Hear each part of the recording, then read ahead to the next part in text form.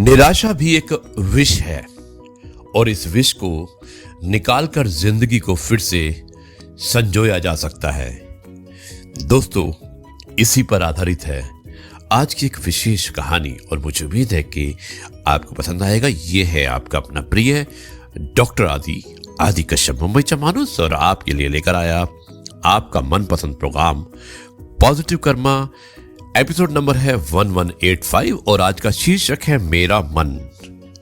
भेजने वाले एक बार फिर से गुमनाम दोस्त जो चाहते हैं कि मैं उनका नाम ना लूं, लेकिन वो हमेशा कुछ ना कुछ मुझे भेजते रहते हैं जब भी उनको लगता है। धन्यवाद मेरे गुमनाम दोस्त। आज का कार्यक्रम समर्पित है सिर्फ और सिर्फ आपको। शीर्षक मेरा मन। सुबह होते ही एक भिखारी सेठ जी के घर पर भिक्षा मांगने के लिए पहुंच गया। भिखारी ने दरवाजा खटखटाया और सेठ जी बाहर आए। उनकी जेब में देने के लिए कुछ ना निकला और वो दुखी होकर घर के अंदर गए और एक बर्तन उठाकर भिखारी को दे दिया।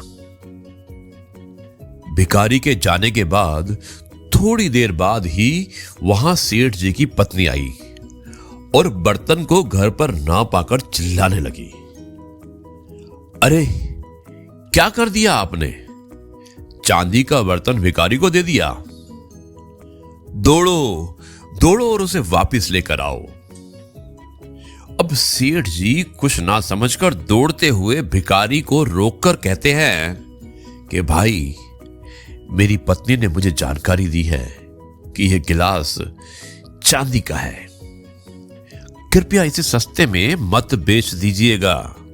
यानी कि अगर बेचना भी हो तो इसे कुछ अच्छे दाम लगाकर भेजना, क्योंकि यह गिलास चांदी का है, यह साधारण गिलास नहीं है। अब वहीं पर खड़े सेठ जी के एक मित्र ने उनसे पूछा कि दोस्त, जब आपको पता चल गया कि यह गिलास चांदी का है तो भी उस गिलास को क्यों जाने दिया?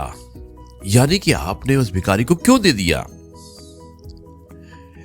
दोस्तों, सेठ जी मुस्कुराते हुए कहते हैं कि मन को इस बात का अभ्यस्त बनाने के लिए कि वो बड़ी से बड़ी हानि में भी कमी और कभी भी दुखी और निराश ना हो।